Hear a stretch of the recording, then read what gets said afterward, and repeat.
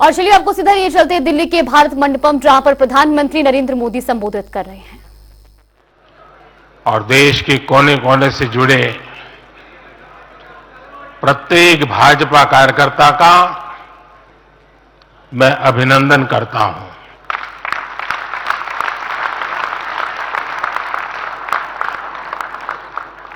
भाजपा का कार्यकर्ता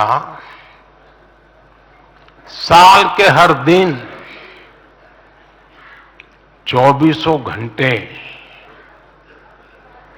देश की सेवा के लिए कुछ न कुछ करता ही रहता है।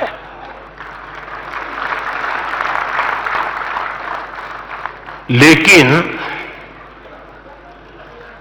अब अगले 100 दिन नई ऊर्जा, नया उमंग, नया उत्साह, नया विश्वास, नए जोश के साथ काम करने का है। आज 18 फरवरी है और इस कालखंड में जो युवा 18 वर्ष के पड़ाव पर पहुंचे हैं, वो देश की 18वीं लोकसभा का चुनाव करने वाले हैं।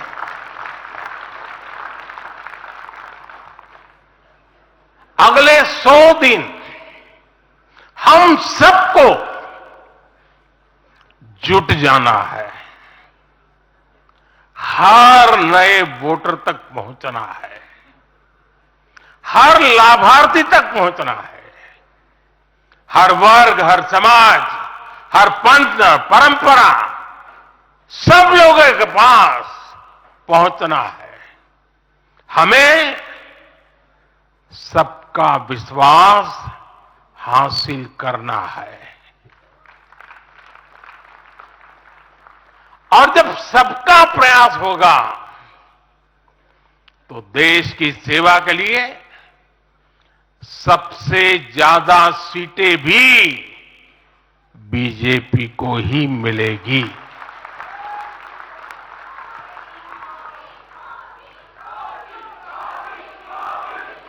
और आज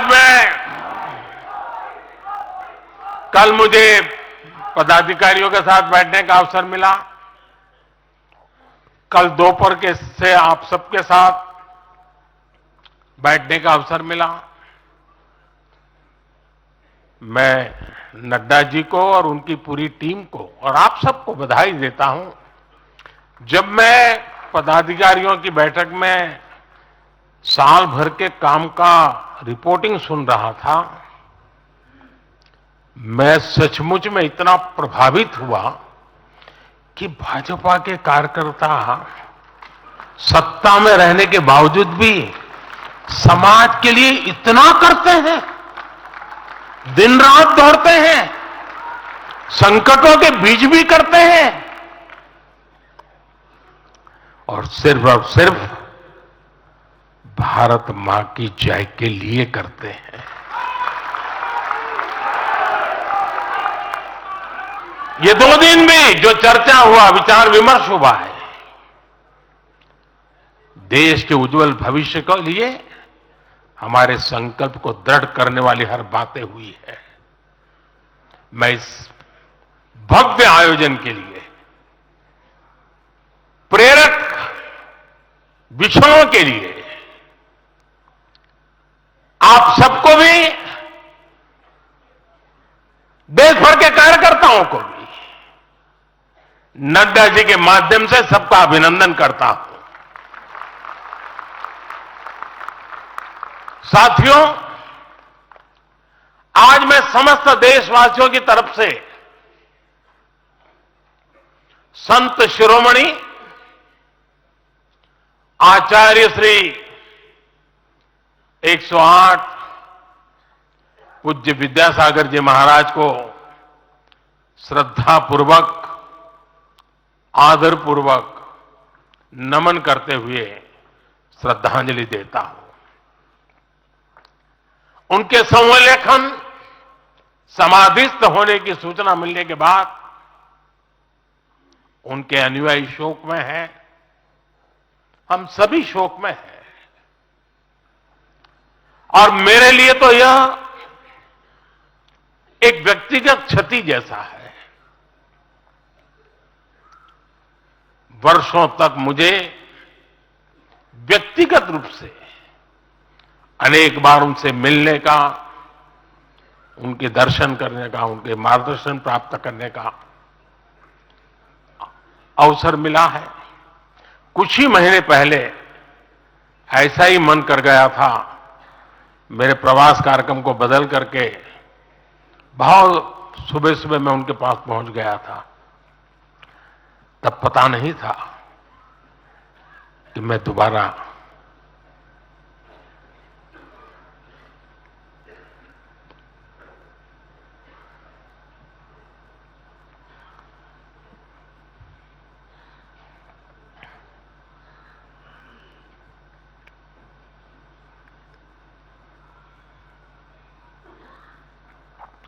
उनके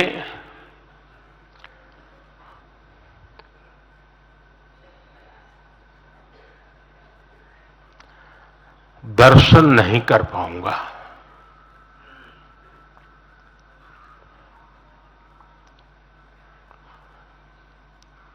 ये मेरा सौभाग्य रहा है कि पिछले 50 से भी ज्यादा वर्षों से मुझे देश के गणमान्य आध्यात्मिक मूर्तियों के निकट रहने का, उनके आशीर्वाद पाने का अवसर रहा है। और इसलिए मैं उस आध्यात्मिक जगत की उस शक्ति को भलीभांति जानता हूं, समझता हूं, अनुभव करता हूं।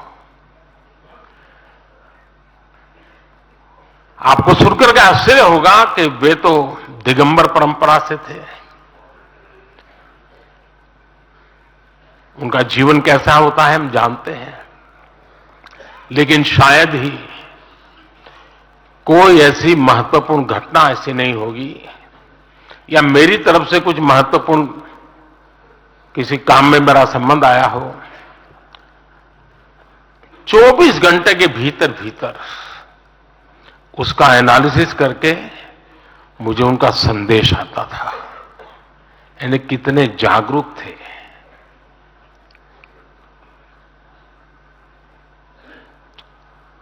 और अपनी विराट आध्यात्मिक यात्रा और उसके बाद भी वो हम सबको हमेशा प्रेरणा देते रहे हैं। जीवन भर उतनी सौम्यता के साथ उनका लोगों को मिलना, उन्होंने हमारे युवाओं को परंपराओं से जोड़ा, गरीबों तक शिक्षा और स्वास्थ्य की सुविधाएं पहुंचाई। उनका पूरा जीवन उस व्यक्ति के लिए प्रेरणा जैसा है जिसने गरीबों और वंचितों के लिए काम करने का संकल्प लिया है। आज जब भारत प्रगति के पथ पर आगे बढ़ रहा है, मुझे विश्वास है कि उनके सिद्धांत और उनका आशीर्वाद ऐसे ही भारत भूमि को प्रेरणा देता रहेंगे। साथियों, पिछले 10 वर्षों में भारत ने जो गति हासिल की है, बड़े लक्ष्यों को प्राप्त करने का जो हौसला पाया है, यह अभूतपूर्व है साथियों। और इसलिए नहीं कि मैं कह रहा हूं, दुनिया गाजे बाजे के साथ बोल रही है। भारत ने आज हर क्षेत्र में जो ऊंचाई हासिल की है, उसने हर देशवासी को एक बड़े संकल्प के साथ जोड़ दिया है। और यह संकल्प है विकसित भारत का। अब देश न छोटे सपने देख सकता है और देश न अब छोटे संकल्प ले सकता है। सपने भी विराट होंगे, संकल्प भी विराट होंगे। और ये हमारा सपना भी है, हम सबका संकल्प भी है कि हमें भारत को विकसित बनाना है। और इसमें अगले 5 वर्षों की बहुत बड़ी भूमिका होने जा रही है। अगले 5 साल में भारत को पहले से भी कई गुना तेजी से काम करना है। अगले 5 साल में हमें विकसित भारत की तरफ एक लंबी छलांग लगानी है। लेकिन भाई और बहनों, सारे लक्ष्यों की प्राप्ति के लिए पहली शर्त है सरकार में भाजपा की जोरदार वापसी।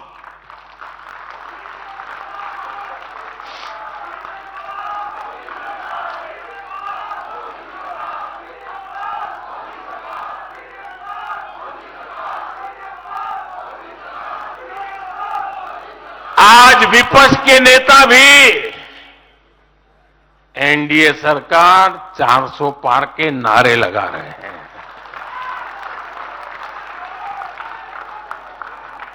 और एनडीए को 400 पार कराने के लिए भाजपा को 370 का माइलस्टोन पार करना ही होगा।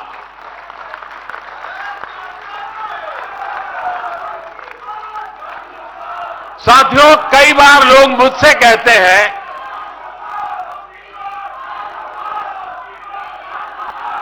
मुझे कहते रहते कि अरे मोदी जी, आपने इतना तो सब कुछ क्या कर लिया, जो बड़े बड़े संकल्प आपने लिए वो तो पूरे कर लिए, अब क्यों इतनी भागदौड़ करनी। साथियों, पूरा देश मानता है 10 साल का बेदाग कार्यकाल और 25 करोड़ लोगों को गरीबी से बाहर निकालना ये सामान्य उपलब्धि नहीं है। पूरा देश मानता है हमने देश को महाघोटालों और आतंकी हमलों के खौफ से मुक्ति दिलाई है। पूरा देश मानता है हमने गरीब और मिडिल क्लास का जीवन बेहतर करने का प्रयास किया है। लेकिन जो लोग सोचते हैं कि बहुत हो गया, ऐसा सोचने वालों को मैं एक पुरानी घटना जरूर बताना चाहूंगा। एक बार एक बहुत बड़े नेता मुझे मिले, मेरे प्रधानमंत्री पद के दूसरे कार्यकाल पे। बोले, मोदी जी, प्रधानमंत्री बनना बहुत बड़ी बात है, आप बन गए। आपने इतने दशकों के संगठन का भी काम कर लिया, मुख्यमंत्री के रूप में भी इतना लंबा समय रह चुके, प्रधानमंत्री में भी दोबारा आ गए। अब इतना काम पा लिया है, अब तो थोड़ा बैठो, आराम करो, बहुत कर लिया, ये उन्होंने मुझे कहा था।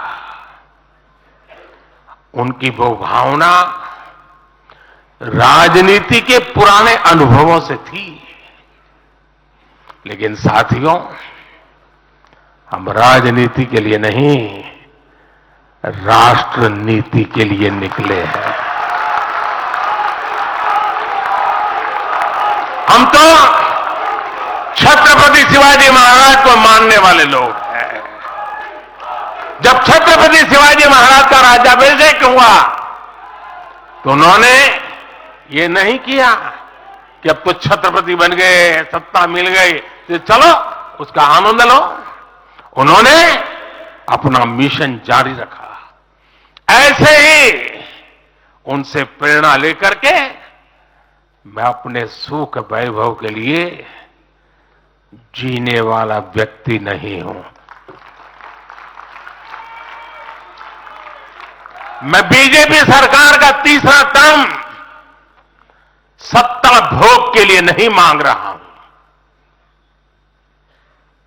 मैं राष्ट्र का संकल्प लेकर निकला हुआ व्यक्ति हूं।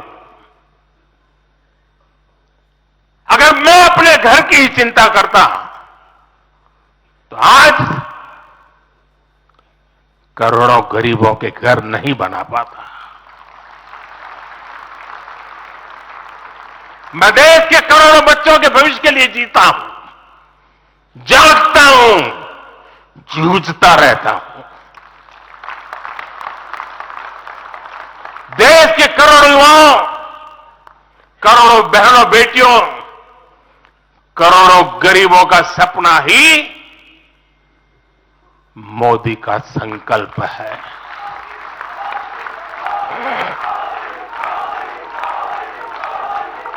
और इस संकल्प की पूर्ति के लिए ही हम सब सेवा भाव से दिन रात एक कर रहे हैं। 10 वर्षों में हमने जो हासिल किया, साथियों,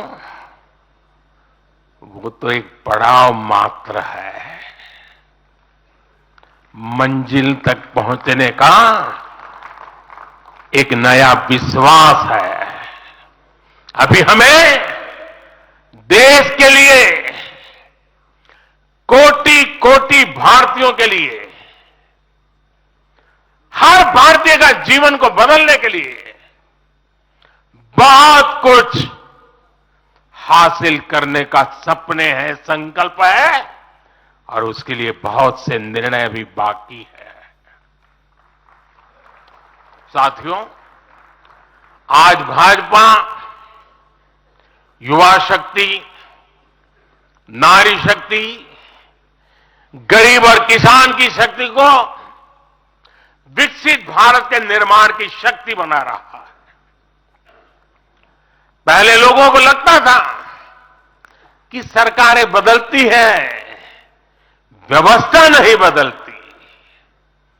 हमने सच्चे अर्थ में सामाजिक न्याय की भावना से हर व्यवस्था को पुरानी सोच, पुरानी अप्रोच से बाहर निकाला। जिनको किसी ने नहीं पूछा, हमने उन्हें पूछा है। इतना ही नहीं, हमने उसको पूजा है। आदिवासियों में भी सबसे पिछड़ी जनजातियों को पहले किसी ने नहीं पूछा। हमने उनके लिए पीएम जनमन योजना बनाई। लाखों विश्वकर्मा परिवारों को किसी ने नहीं पूछा, हमने उनके लिए पीएम विश्वकर्मा योजना बनाई।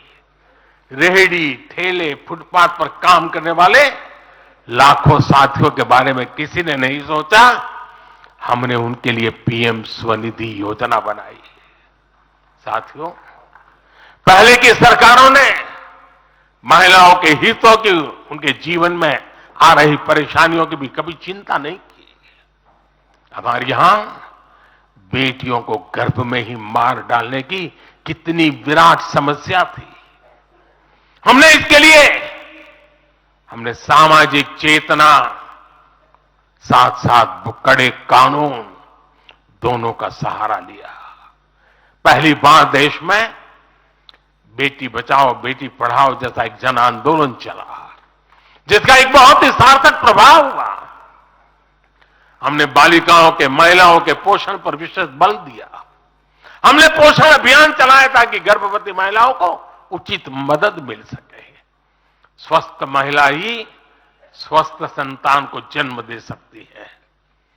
गर्भ के समय महिलाओं को उचित पोषण मिले, इसके लिए मातृ वंदना योजना के तहत 3.25 करोड़ से अधिक बहनों को सीधी मदद दी। हमने सुरक्षित मातृत्व अभियान के तहत लगभग 5 करोड़ गर्भवती महिलाओं को हेल्थ चेकअप किया। प्रयास यही था कि माता और शिशु दोनों के जीवन पर पहले जो खतरे रहते थे उन्हें कम किया जा सके।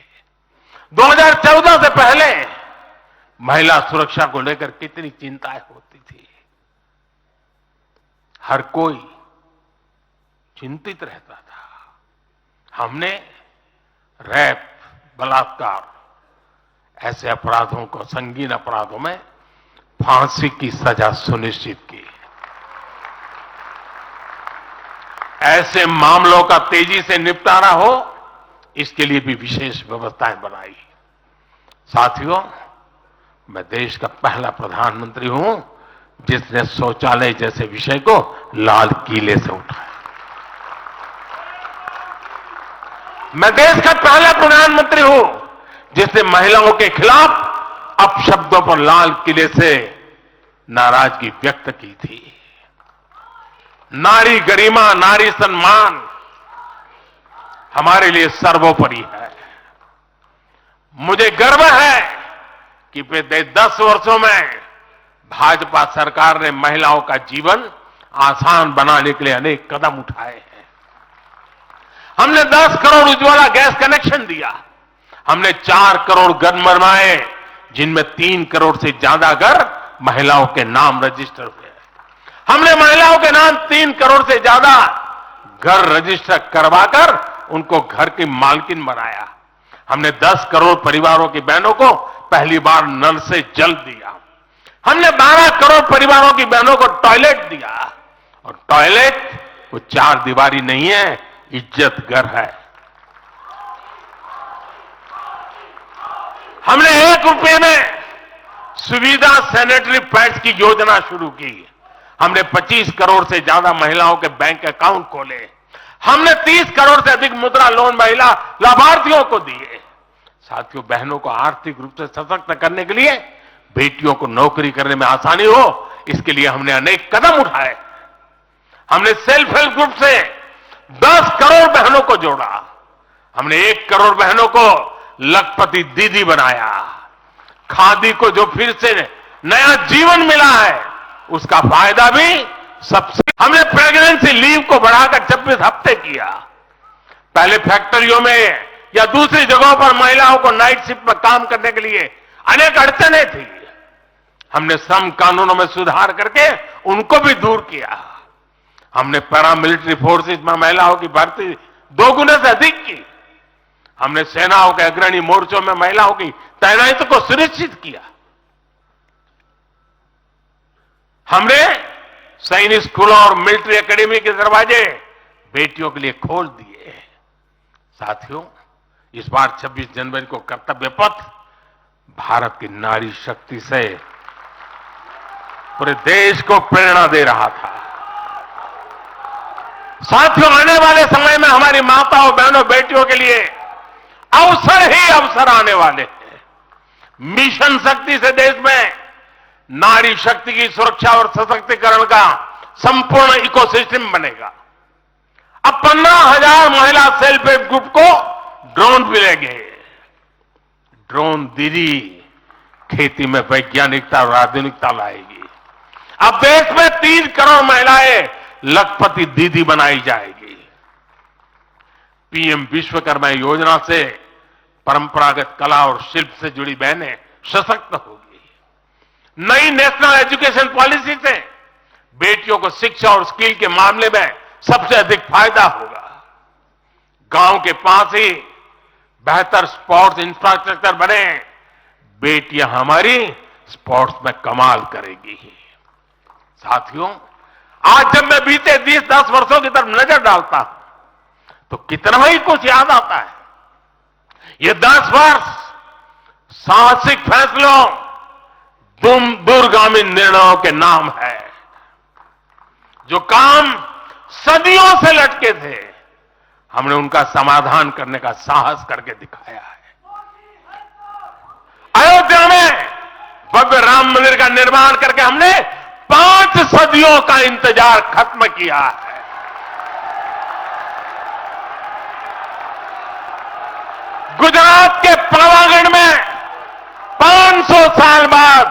धर्म ध्वजा फहराई गई है। 7 दशक बाद हमने करतारपुर साहिब राहदारी खोली है। 7 दशक के इंतजार बाद देश को आर्टिकल 370 से मुक्ति मिली है।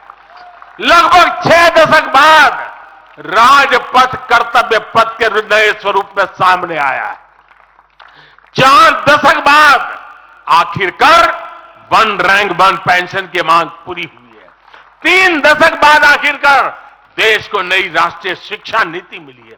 3 दशक बाद आखिरकार लोकसभा और विधानसभा में महिलाओं को आरक्षण मिला है। 3 तलाक की बुराई के लिए विरुद्ध कड़ा कानून बनाने का साहस भी हमने दिखाया है। दशकों से नए संसद भवन की जरूरत महसूस हो रही थी, उसे हमने ही पूरा किया। यह प्रत्येक भाजपा कार्यकर्ता का सौभाग्य है कि वैसी अनेक सिद्धियों का निमित्त बन सके। साथियों, कोई भी देश हो, वो अपना भविष्य तभी संवार सकता है जब वह अपने इतिहास को सहज कर रखता है। बीते वर्षों में भारत ने अपने इतिहास को सहेजा भी है, संवारा भी है। हमने नेशनल वॉर मेमोरियल का निर्माण किया। हमने राष्ट्रीय पुलिस स्मारक बनाई। हमने अंडमान में नेताजी सुभाष और परमवीर चक्र विजेताओं के नाम पर द्वीपों का नामकरण किया। हमने दांडी में नमक सत्याग्रह का आधुनिक स्मारक का निर्माण किया। हमने बाबा साहब आंबेडकर से जुड़े पंच तीर्थ को विकसित किया।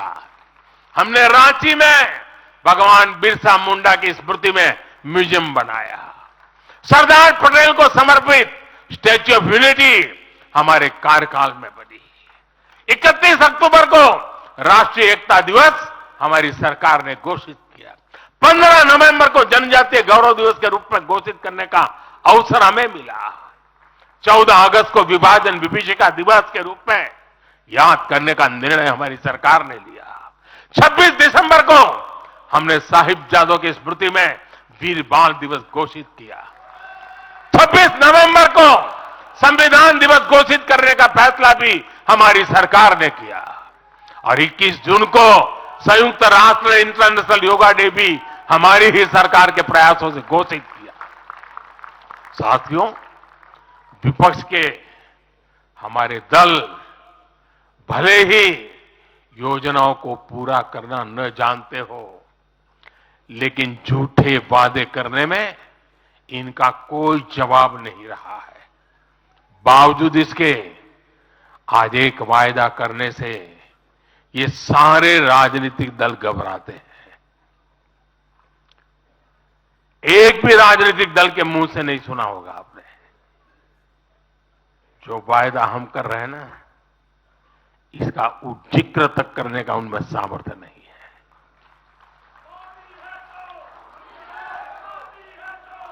और हमारा वायदा है विकसित भारत का।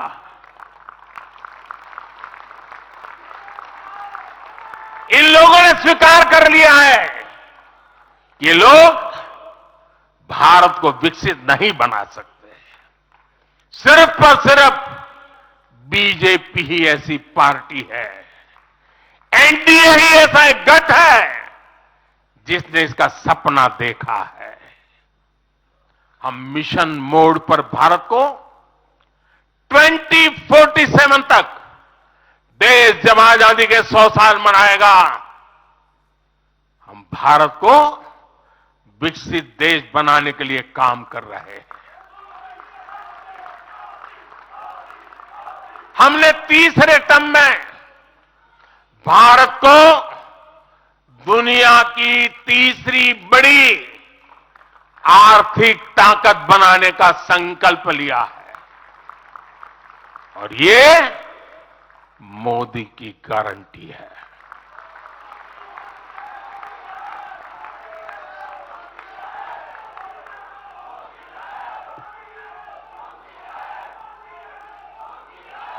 और जब मैं भारत को तीसरी आर्थिक ताकत बनाने की बात करता हूं तो उसका मतलब भी बहुत गहरा है। इसका मतलब है भारत के आर्थिक, सामरिक और सांस्कृतिक सामर्थ्य का कई गुना विस्तार, चहुं दिशा में विस्तार। साथियों, हम इसके लिए कितनी तेजी से काम कर रहे हैं, इसका हिसाब लगाना भी जरूरी है। भारत को, यह आंकड़ा याद रखिए, भारत को $1 ट्रिलियन की अर्थव्यवस्था बनने में लगभग 60 साल लगे थे। 60 साल। 2014 में जब देश ने हमें अवसर दिया तो 2 ट्रिलियन मार्क भी बहुत बड़ा लग रहा था, लेकिन 10 वर्षों में हमने अपनी अर्थव्यवस्था में $2 ट्रिलियन और जोड़ दिया। एक के लिए 60 साल, 10 साल में 2 और जोड़ दिया। जब भारत दुनिया की 11वें नंबर की अर्थव्यवस्था था और 11 से 10 पर आने में दम उखड़ गया उनका, हम 11 से 5 पर ले आए। अर्थव्यवस्था जब 11 नंबर पर थी, तब इंफ्रास्ट्रक्चर का बजट सिर्फ 2 लाख करोड़ रुपए भी नहीं बन पाता था। आज भारत 5वें नंबर की अर्थव्यवस्था है, तो भारत का इंफ्रा बजट 11 लाख करोड़ को पार कर चुका है। इसी वजह से आज गरीबों को 1 करोड़ों घर बन रहे हैं। आज गरीबों के घर तक पानी पहुंच रहा है। आज देश में रिकॉर्ड मेडिकल कॉलेज, अस्पताल, यूनिवर्सिटीज बन रहे हैं। गांव तक की सड़कें बन रही हैं।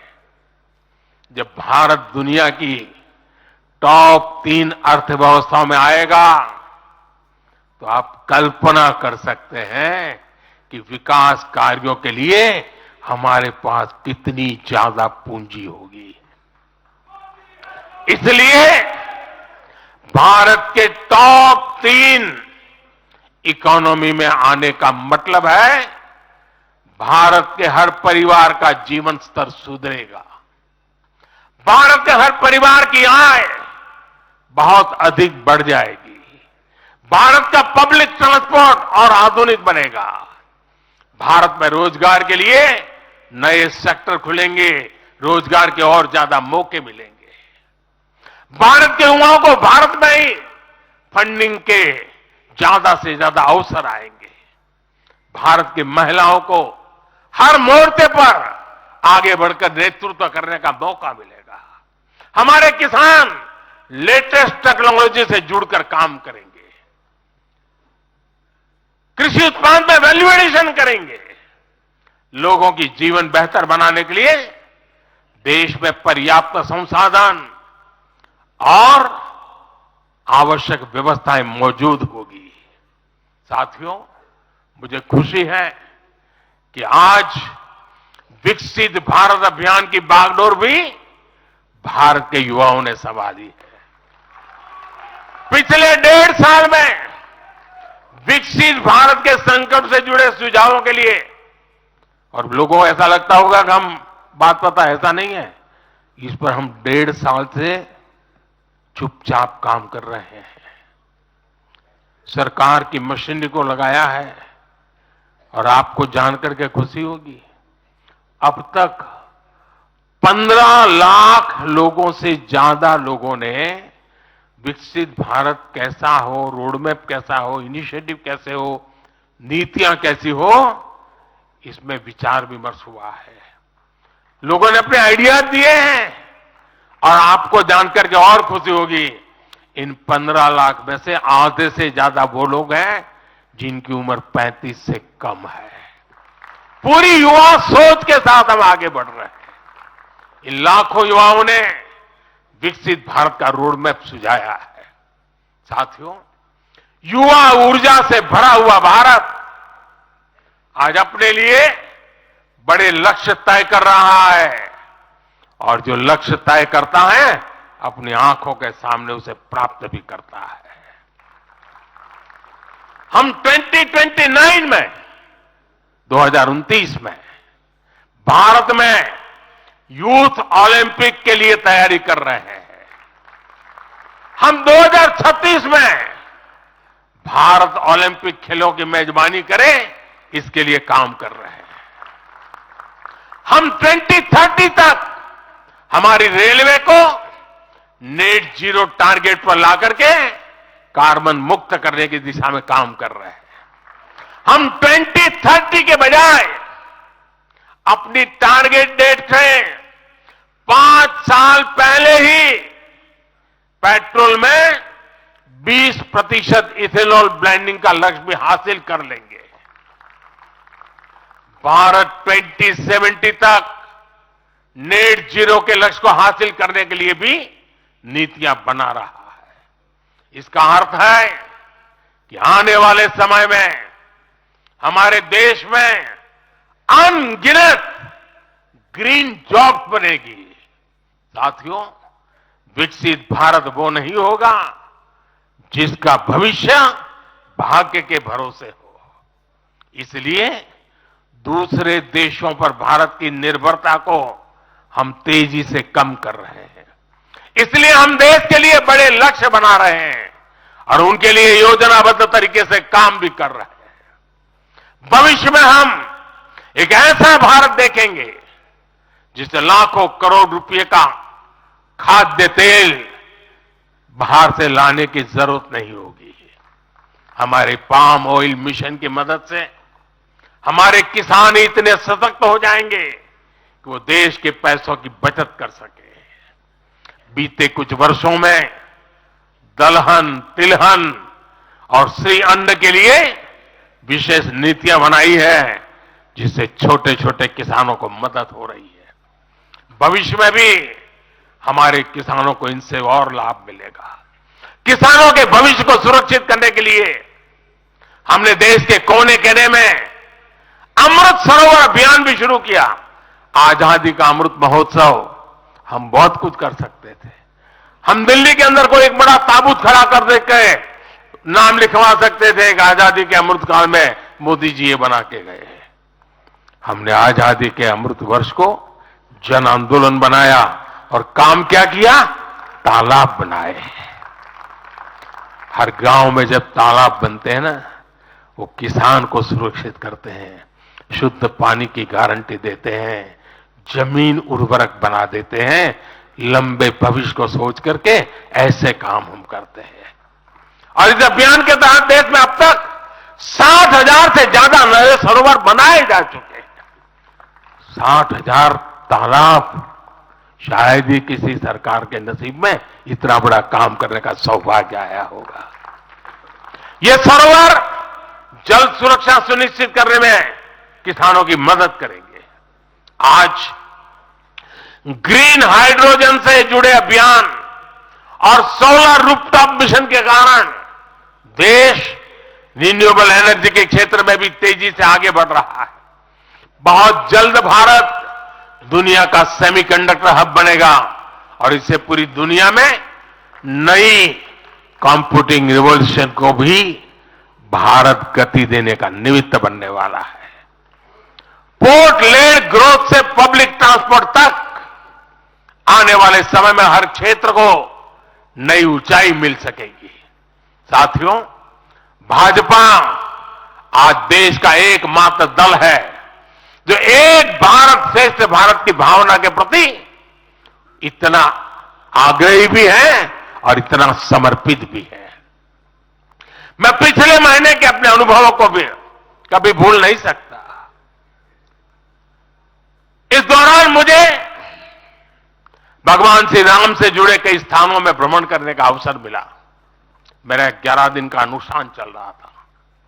उस अनुष्ठान के दरमियान मैं नासिक, लेपाक्षी, त्रिप्रयार, श्रीरंगम, रामेश्वरम, धनुषकोडी, मैं इन जगहों पर एक सामान्य साधक के तौर पर गया था। इस दौरान मुझे दक्षिण भारत के विभिन्न क्षेत्रों में लोगों से जो स्नेह मिला, आशीर्वाद मिले, मैं उसका शब्दों में बयान नहीं कर सकता और पॉलिटिकल पंडितों के पैरामीटर में वो कभी आ भी नहीं सकता है जी।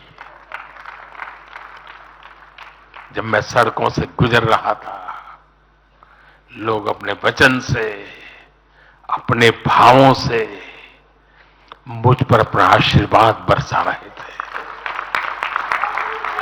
इस दौरान मुझे कंब रामायण का पाठ सुनने का अवसर मिला। ये ठीक उसी जगह पर हुआ जहां महान कवि कंबन ने 800 वर्ष पहले अपने रामायण की रचना की थी। आप कल्पना कर सकते हैं उसी स्थान पर बैठ करके जब मैं कंब रामायण सुन रहा था, उस भाव विश्व को मैं ही अनुभव कर सकता हूं।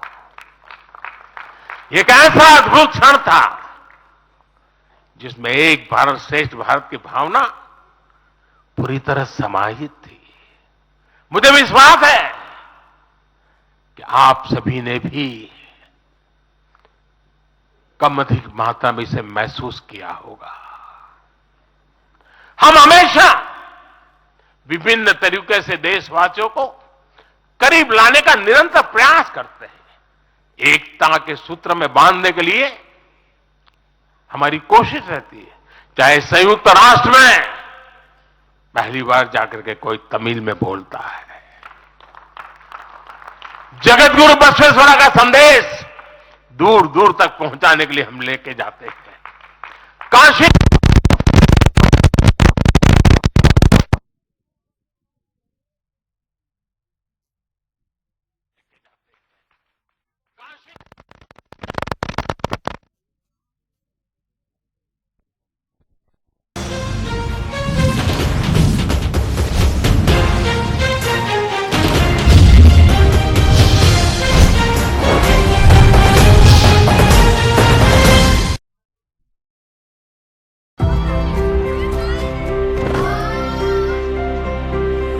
माँ हमें दुनिया की काली नजर से बचाती है।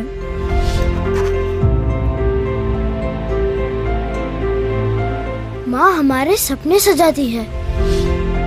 माँ हमें पढ़ाती है, बढ़ाती है। माँ हमें पैरों पर खड़ा करती है। माँ हमारे लिए कितना स्ट्रगल करती है। माँ हम सबको मजबूत बनाती है, लेकिन माँ को मजबूत कौन बनाता है? मोदी जी।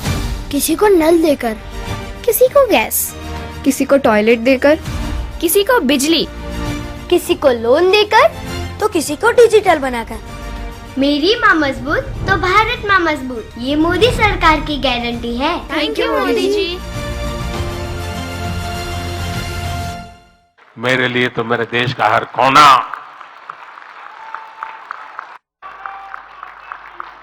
समृद्ध हो, विकसित हो, ये हमारा भाव है।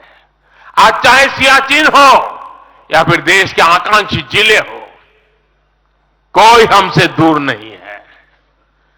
वो गांव जिन्हें पहले आखिरी गांव कहा जाता था, हमारे लिए देश के वो पहले गांव बन गए। और मेरे सारे कैबिनेट के मंत्री उन गांवों में रात बिता करके आए। कुछ मंत्रियों को तो -15 डिग्री में रात को रुकना पड़ा वहां, क्योंकि हम आत्मसात करना चाहते हैं। हमारे लिए देश का हर हिस्सा महत्वपूर्ण है, हर हिस्से पर हमारा फोकस है। साथियों, जो भी राजनीति में दिलचस्पी रखता है और जिसके लिए लोकतांत्रिक मूल्य प्रमुख रहते हैं, वो भी अगर न्यूट्रल है तो पब्लिकली हमारी प्रशंसा करते हैं, न्यूट्रल नहीं है तो खानगी में तो कर ही देते हैं। इसकी एक बड़ी वजह है, हमने समय के साथ खुद को सकारात्मकता के साथ बदलने का प्रयास किया है। हमने अपनी राजनीतिक व्यवस्था को नए और आधुनिक विचारों के लिए खुला रखा है। आजादी के बाद वर्षों तक जिन्होंने हमारे देश पर शासन किया, उन्होंने एक व्यवस्था बना दी थी। उस व्यवस्था में कुछ बड़े परिवारों के लोगों को ही सत्ता के केंद्र में रहे। उनके आसपास रहने वाले लोगों को ही राजनीतिक ताकत मिलती रही। अहम पदों पर परिवार के करीबियों को ही आगे बढ़ाया गया। हमने इस व्यवस्था को भी बदल दिया। हमने नए लोगों को मौका दिया कि वो हमारी व्यवस्था का हिस्सा बने और परिणाम ला करके दिखाएं। इससे व्यवस्था में नयापन आया और इसका लोकतांत्रिक स्वरूप कायम रहा। हमारी कैबिनेट में रिकॉर्ड संख्या में नॉर्थ ईस्ट के मंत्री हैं। नागालैंड से पहली बार एक महिला राज्यसभा में सांसद बन गई है। हमें गर्व है कि हमने पहली बार त्रिपुरा के व्यक्ति को काउंसिल ऑफ मिनिस्टर्स के अंदर स्थान दिया है। पहली बार हमारी सरकार में अरुणाचल प्रदेश को कैबिनेट मिनिस्टर मिला है। पहली बार गुर्जर मुस्लिम को राज्यसभा के लिए नॉमिनेट किया गया है। हमारी सरकार में ही गोवा से कैबिनेट मंत्री बनाया गया। हमें गर्व है कि हम बीजेपी के एक ऐसी संस्कृति का हिस्सा है जो मंत्रालय में रिकॉर्ड ओबीसी प्रतिनिधित्व सुनिश्चित किया जाता है। अमित भाई ने इसका विस्तार से वर्णन किया, इसलिए मैं ज्यादा उसके ऊपर नहीं कहना चाहता हूं। साथियों, हमारी सरकार सबके लिए है। सबका साथ, सबका विकास हमारे काम से ही झलकता है। हमें गर्व होता है जब करतारपुर साहिब कॉरिडोर के द्वारा लाखों सिख श्रद्धालुओं की आध्यात्मिक इच्छाएं पूरी होती है।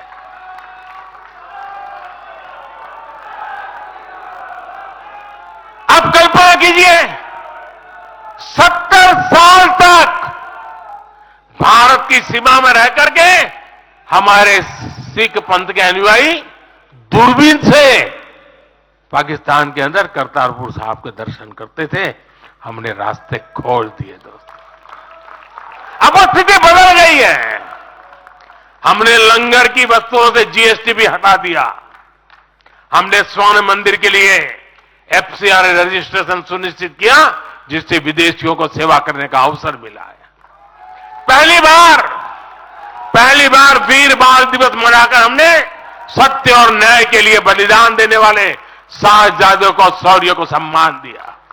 आज केरल का बच्चा भी जानता है कि साहबजादे का बलिदान कैसा था। नागालैंड का बच्चा भी जानता है कि साहबजादों ने कितना बड़ा बलिदान दिया था। साथियों, अफगानिस्तान से भी गुरु ग्रंथ साहब के स्वरूपों को पूरे सम्मान के साथ भारत लाए हैं।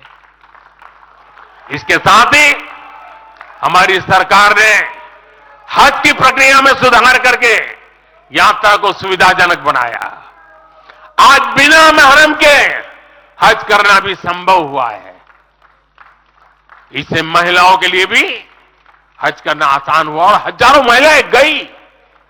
साथियों, 2014 में जब मैंने शपथ ली तो हमारे कई आलोचक कहते थे, मोदी जी एक राज्य के बारे उनका क्या अनुभव है, इतना बड़ा देश, इतनी बड़ी दुनिया, ये मोदी क्या करेगा, कैसे करेगा। ठीक है, गुजरात चलाया होगा, लेकिन वो सब सोच रहे, देख लें, विदेश नीति को लेकर बड़ी बड़ी बातें कही जाती थी। अभी मैं कुछ दिन पहले ही यूएई और कतर से जाकर के आया हूं। तमाम देशों से हमारे रिश्ते कैसे मजबूत हैं, ये आज दुनिया देख रही है। आज पश्चिमी एशिया के देशों से हमारे संबंध अब तक की सबसे मजबूत स्थिति में है। 2015 में जब मैं यूएई गया था पहली बार, आप हैरान हो जाएंगे, मेरे पहले 34 साल तक देश का प्रधानमंत्री वहां नहीं गया था। सोचिए किस तरह हमने उस पूरे क्षेत्र को छोड़ रखा था। कांग्रेस की सरकारें पूरे वेस्ट एशिया को सिर्फ पाकिस्तान के संदर्भ में देखा करती थी। उन्हें भारतीयों की शक्ति और उनके विश्वास पर भरोसा ही नहीं था। लेकिन आज भारत इस क्षेत्र से संबंधों का नया अध्याय लिख रहा है। पहले लोग सोचते थे कि बस तेल का इंपोर्ट कर लेते हैं और यहां से कुछ लेबर बेच देते हैं ताकि उनको रोजी रोटी मिल जाए। लेकिन अब ऐसा नहीं है। आज ट्रेड, टेक्नोलॉजी, टूरिज्म, ऐसे अनेक क्षेत्रों में हमारे संबंध बहुत बेहतर हैं और हम निरंतर विकास कर रहे हैं। यहां तक कि अरब के 5 देशों ने मुझे अपना सर्वोच्च सम्मान तक दिया है। यह सम्मान मोदी का नहीं है, 140 करोड़ भारतीयों के सामर्थ्य का सम्मान है। और भाइयों बहनों, विदेश नीति के जो भी जानकार हैं, वो विदेश से मिले हर संकेत भी पकड़ ले रहे होंगे। आज अलग अलग देशों में सत्ता और विपक्ष के दल ये खुलकर मानते हैं कि भारत के सशक्त होने से पूरी दुनिया का हित होने वाला है। ये पूरी दुनिया मानने लगी है। आज हर महाद्वीप में भारत का सम्मान, भारत की ताकत बढ़ रही है। हर देश भारत से गहरे संबंध बनाने पर जोर दे रहा है। और इन सब के बीच कोई देश हमारी सरकार से बातचीत के लिए, आप जानकर के हैरान होंगे, अभी तो चुनाव बाकी है, लेकिन मेरे पास जुलाई, अगस्त, सितंबर के डेट पड़े हुए निमंत्रण दे करके। इसका अर्थ क्या है? इसका अर्थ है कि दुनिया के विभिन्न देश भी बीजेपी की सरकार की वापसी को लेकर पूरी तरह आश्वस्त है।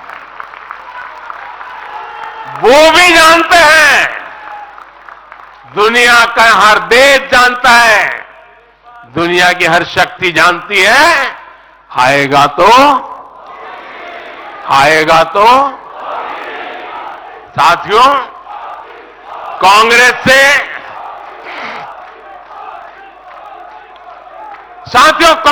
देश को बचाना,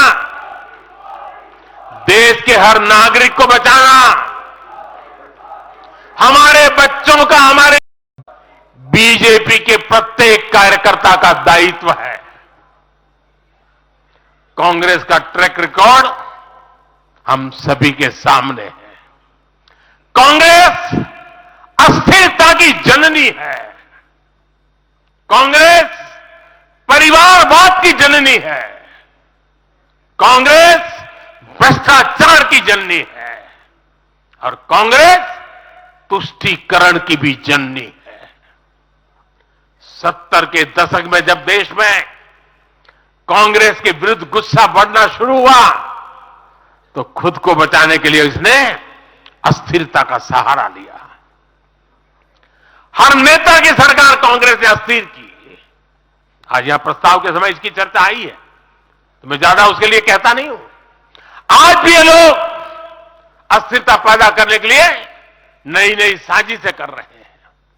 इन लोगों ने मिलकर जो गठबंधन बनाया है, उसकी भी यही पहचान है।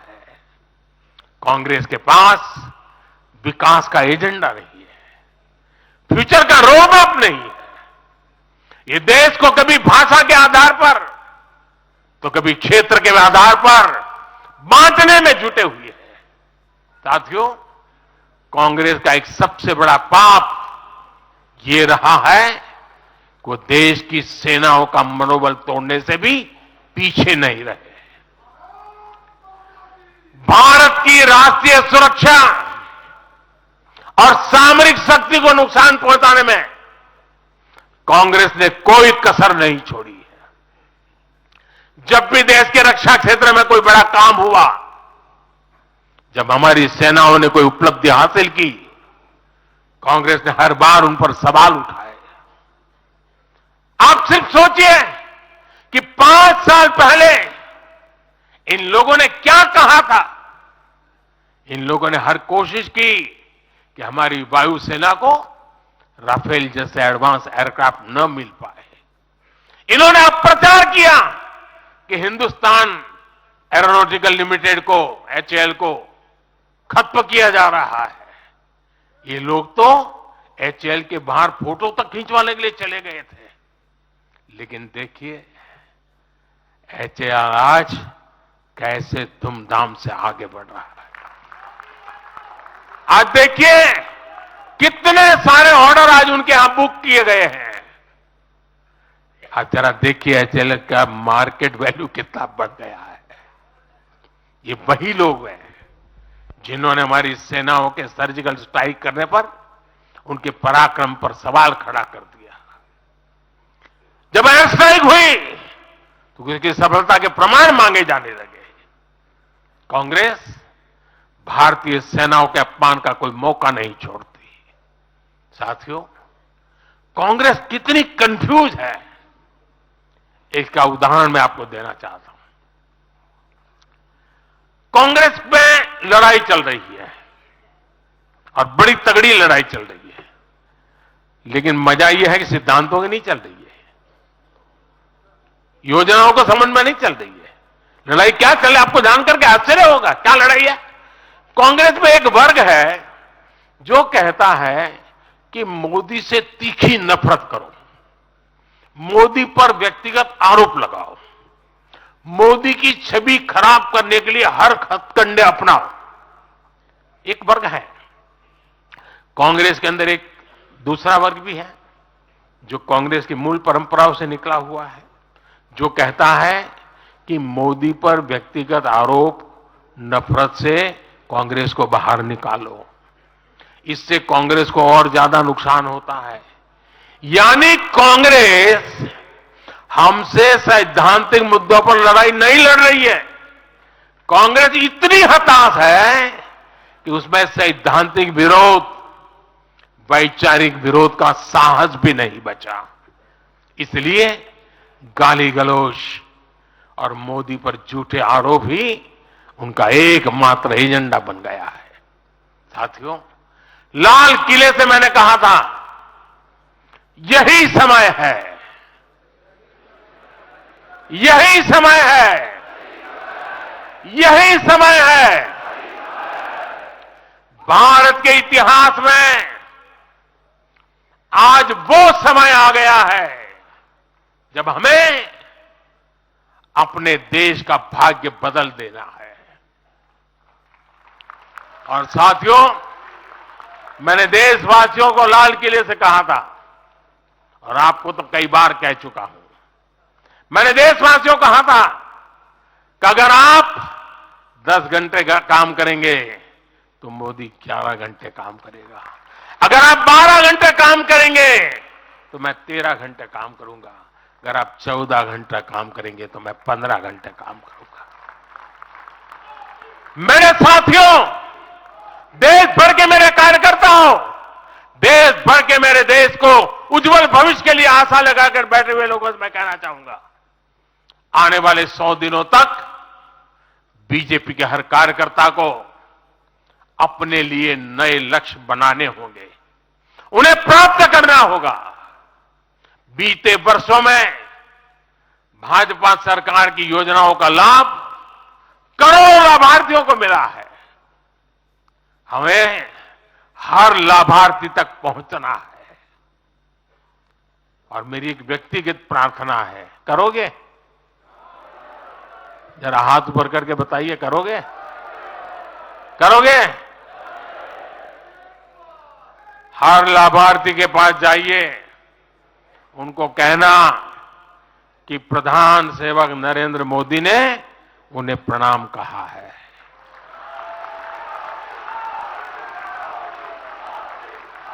और इसमें आपको नमो ऐप से भी बहुत मदद मिलेगी। आप नमो ऐप के जरिए मेरा प्रणाम और मेरी चिट्ठी उन लाभार्थियों तक जरूर पहुंचाएंगे।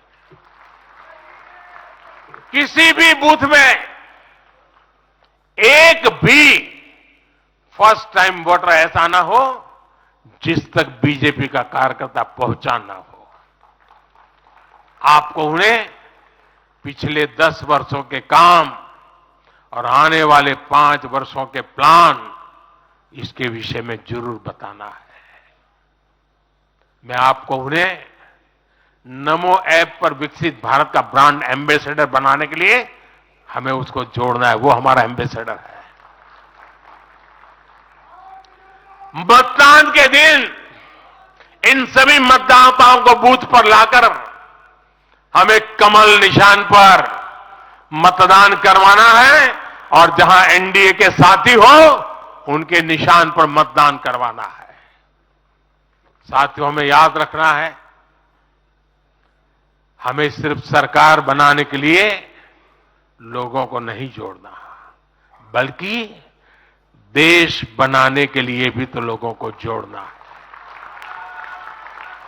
जो किसी भी कारण से अभी भी भाजपा से दूर है, उन तक हमें पहुंचना है। सबका साथ, सबका विकास ही हमारा मंत्र है। हमारे स्वतंत्रता सेनानियों ने जो सपने देखे थे, अब उन्हें पूरा करने का समय आ गया है और इसके लिए भाजपा जरूरी है। इसके लिए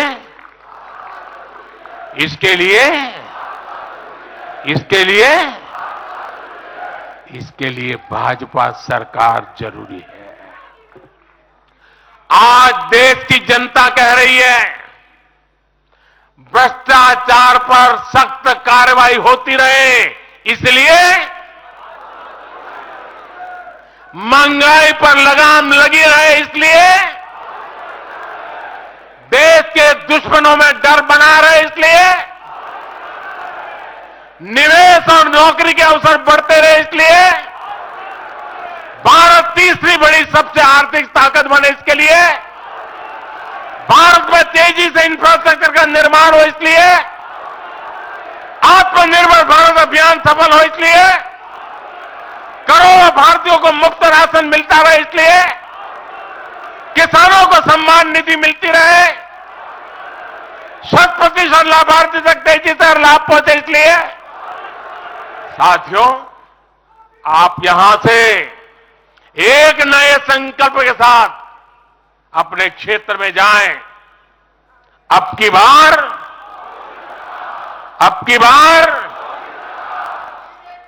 400 पार, अब की बार इस मिशन पर हमें जुट जाना है।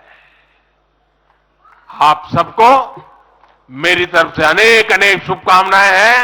मेरे साथ बोले, भारत माता की, भारत माता की, भारत माता की। मैं समझता हूं अभी वंदे मातरम होने वाला है।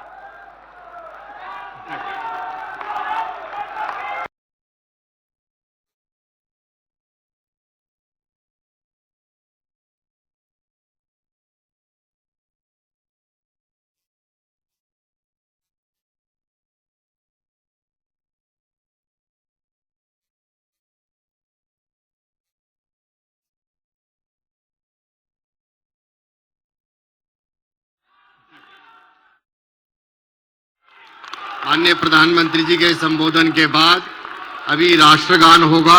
हम सभी अपने स्थान पर खड़े हो जाएं। राष्ट्रगान।